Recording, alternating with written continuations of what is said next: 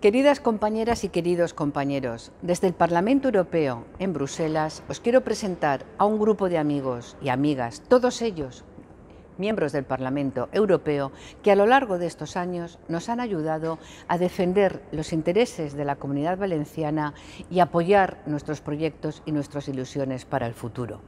International trade is a competence of the EU, but it starts and it ends at home. It begins with the products that are made in our regions and it finishes with us, the consumers, at the end.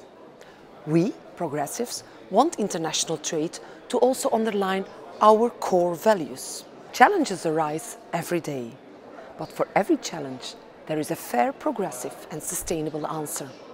And our goal is to make them a reality. Vamos, Europa! You know very well that in my mandate as Commissioner for Regional Policy, I was able to get to know and share with your President, Ximo Puig, a vision of Europe that takes into account the social reality of the regions and the importance of governing ourselves coherently from the territory so that the European institutions take into account the interest of all, and the European Union corresponds to expectations that we have in each place. Valencia es una de las autonomías más importantes para nuestro partido y se merece ocupar el lugar que le corresponde tanto en España como en Europa.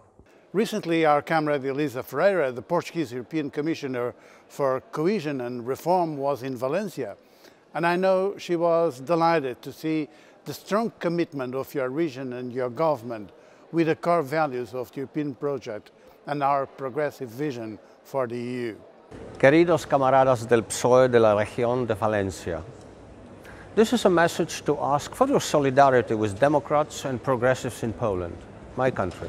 I hope that with your support we can stop this assault on civic freedoms and women's rights in Poland, but in the whole Europe. United, we shall prevail.